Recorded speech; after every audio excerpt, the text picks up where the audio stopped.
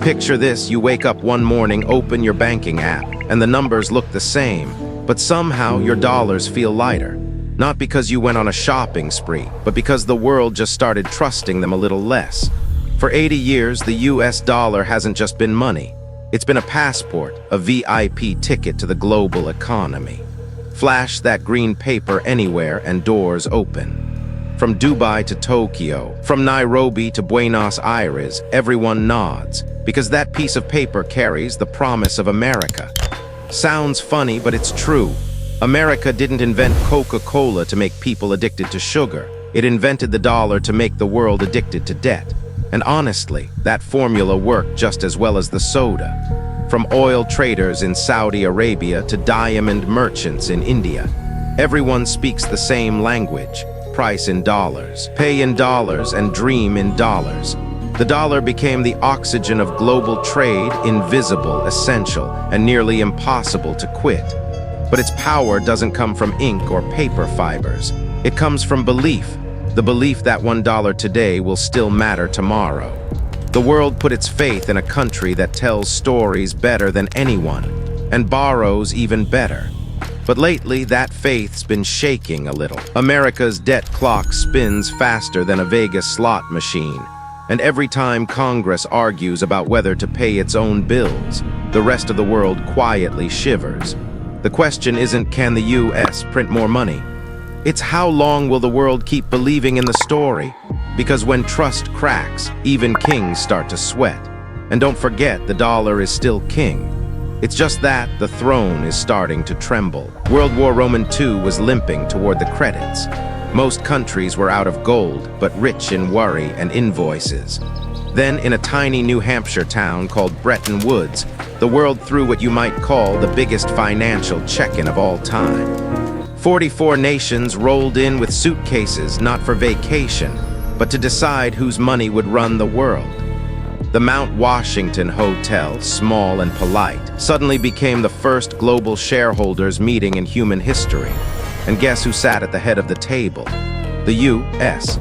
Freshly victorious, factories humming and sitting on 2/3 of the world's gold. If the global economy were a poker game, America was the guy with a full house while everyone else was running out of chips. There they made a simple little deal that quietly changed the planet. Every major currency would be tied to the US dollar, and the dollar in turn tied to gold at $1.35 an ounce. A magical chain was born. The whole world lashed its boats to the American ship.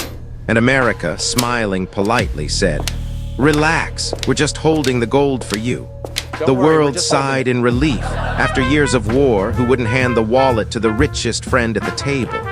So from London to Tokyo, people traded gold for dollars, dollars for goods. And before long, everyone forgot where the gold actually was.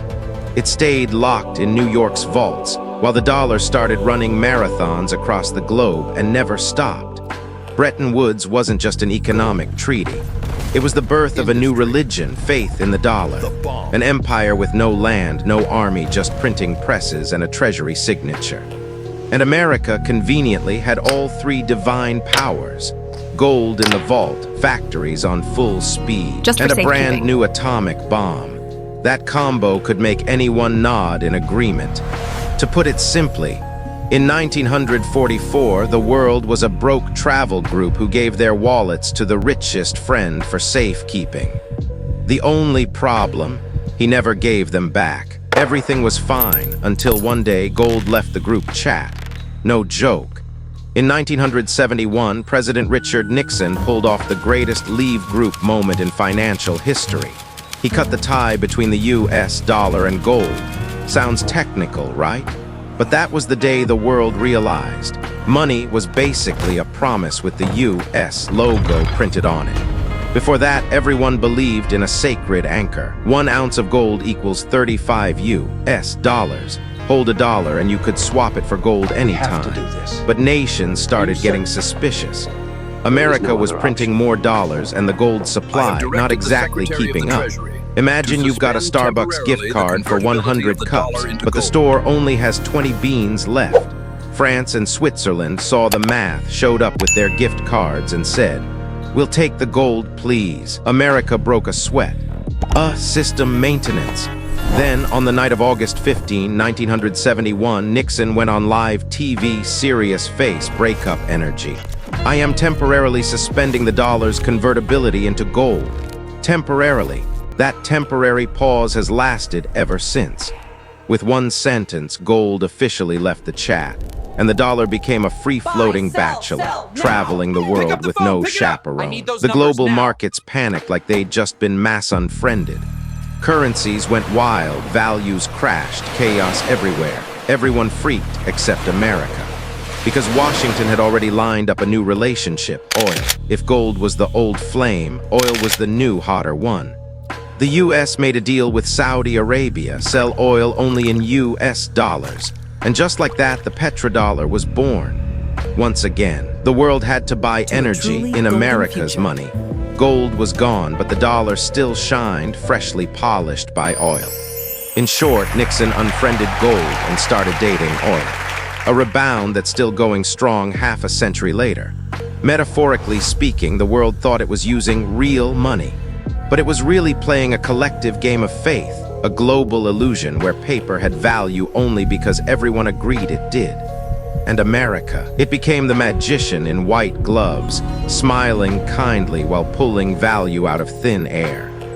Ever since gold left the chat, the world's been living in a new one called In America We Trust. And so far, no one's dared to leave. After gold left the group chat, the dollar entered its wild new era, free, powerful, and dangerous, like public Wi-Fi with no password. Once a currency backed by gold, it became the universal language of planet Earth. Oil prices, dollar. National debt, dollar. Your Starbucks latte, also dollar. The US had basically turned into the central bank of Earth. Want to borrow, dollar. Buy oil, dollar. Repay debt, guess what's still dollar. Everyone needs it like oxygen, except oxygen is free and dollars come with interest. Economists call it exorbitant privilege. In plain English, America gets to borrow cheap, spend big, and the rest of the world politely applauds. It's like being the only rich guy in the village. Every time you print more money, your neighbors nod because they all owe you anyway.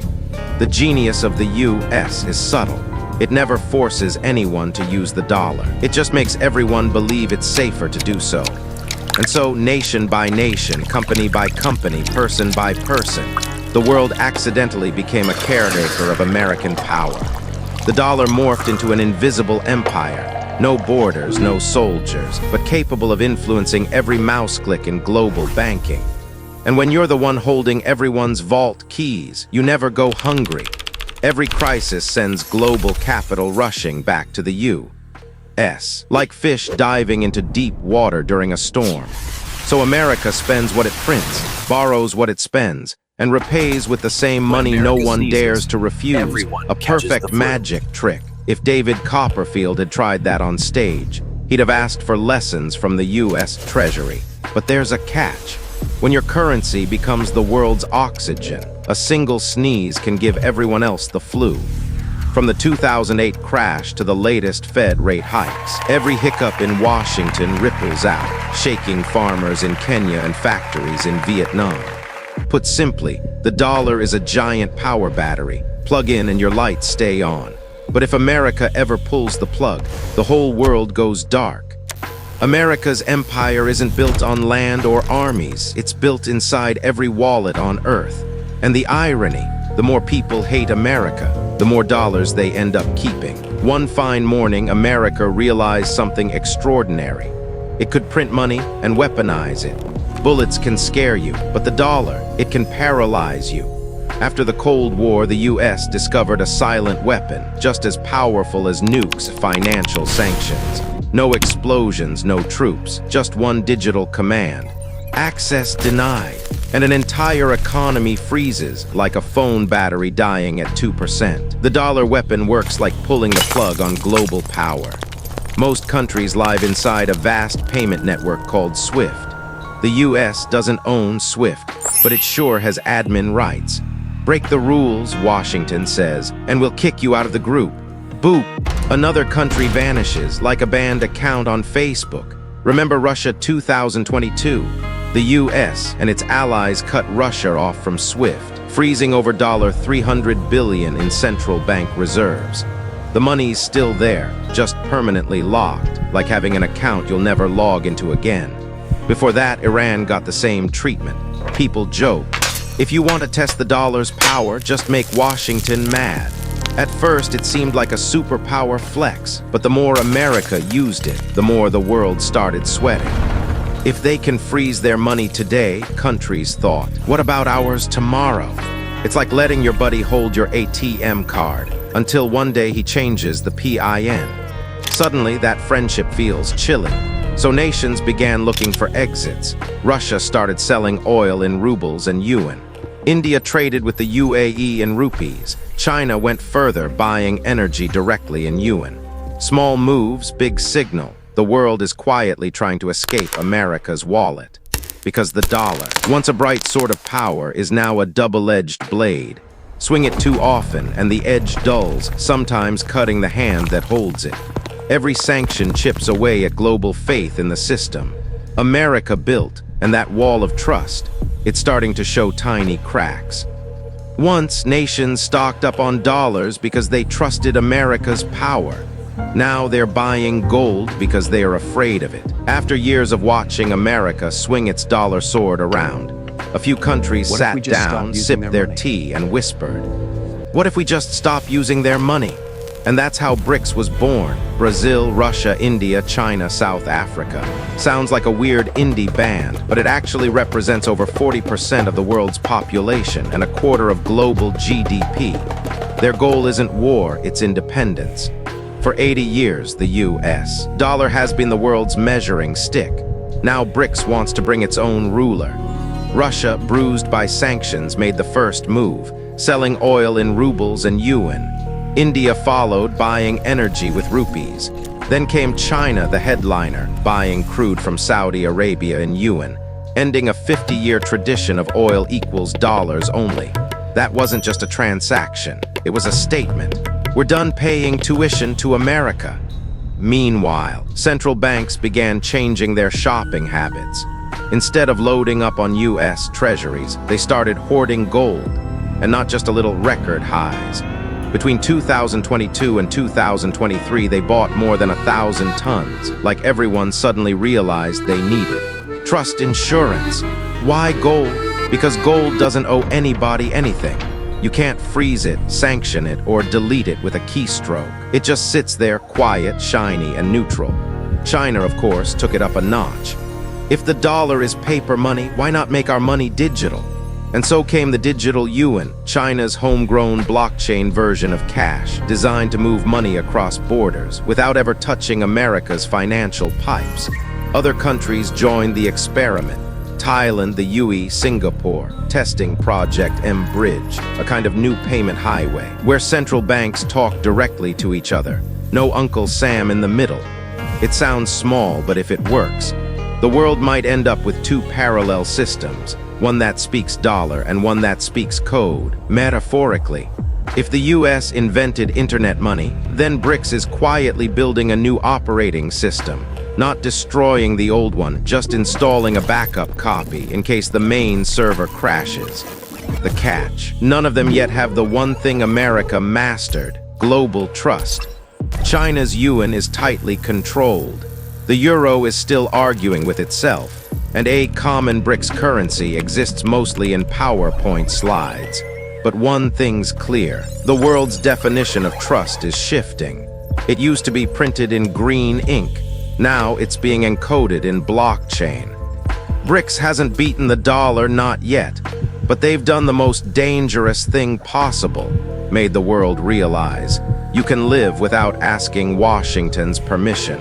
Imagine waking up one morning to the headline: global trade no longer conducted in US dollars. Just one line and the world holds its breath, like tipping over the first domino. Click and the rest begin to fall.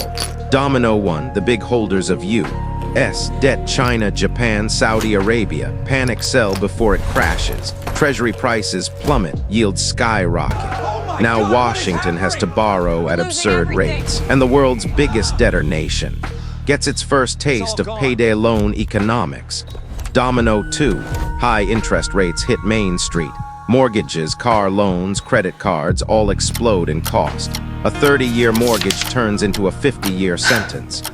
Buy now, pay later becomes buy now, cry later. Domino 3, imports shoot up in price. America buys over $3 trillion worth of goods a year. iPhones, pills, jeans, everything. A weak dollar makes them all expensive. Owning an iPhone stops being a status symbol and starts feeling like owning family property. Domino 4, confidence breaks. The dollar, once the world's anchor, drifts loose. Gold, oil, and other currencies spike. The rich buy hard assets, the poor hold cash and watch it melt.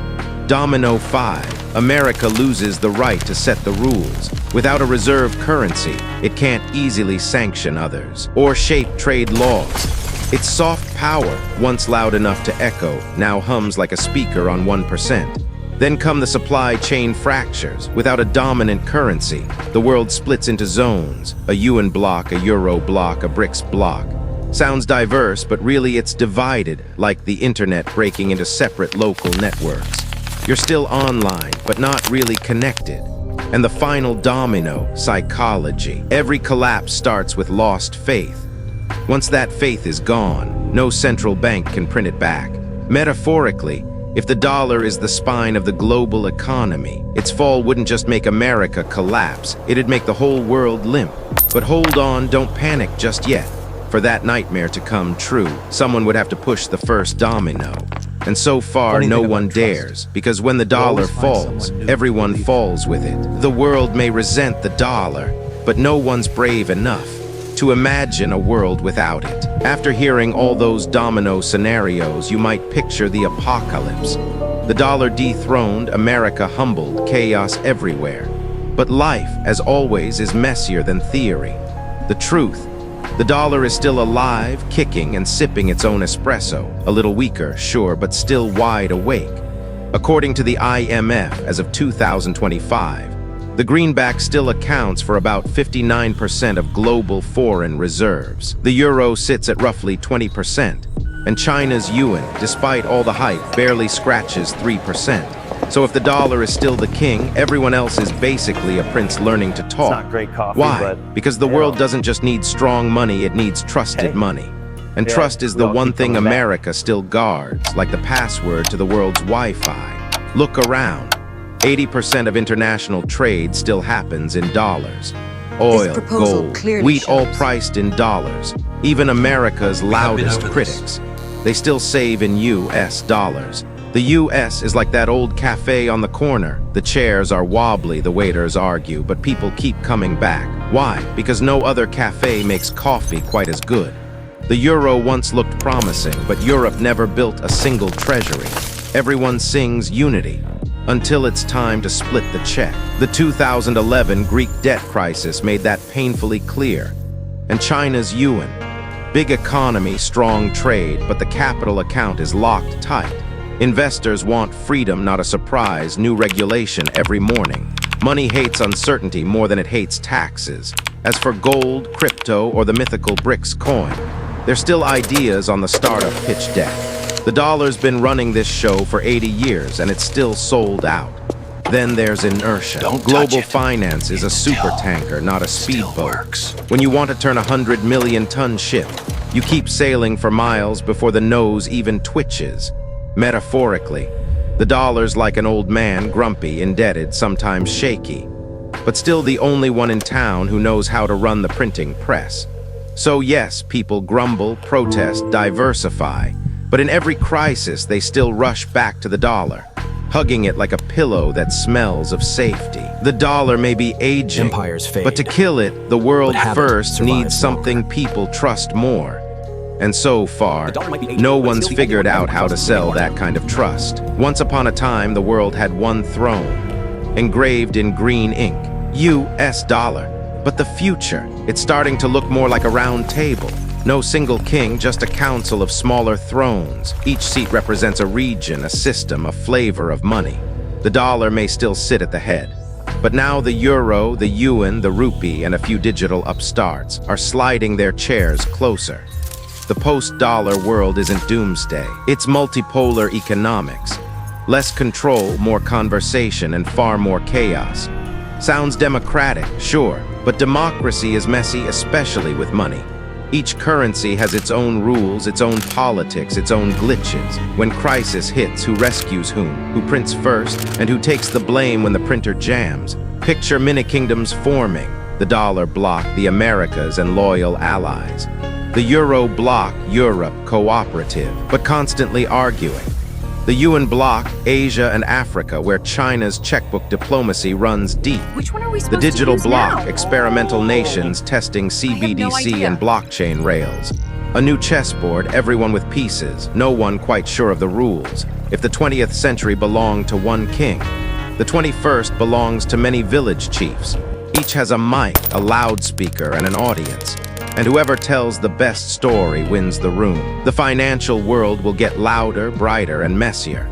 More colors, more voices, fewer referees. No one's fully in charge anymore, which makes things both exciting and exhausting for ordinary people. It means a less stable but more flexible world.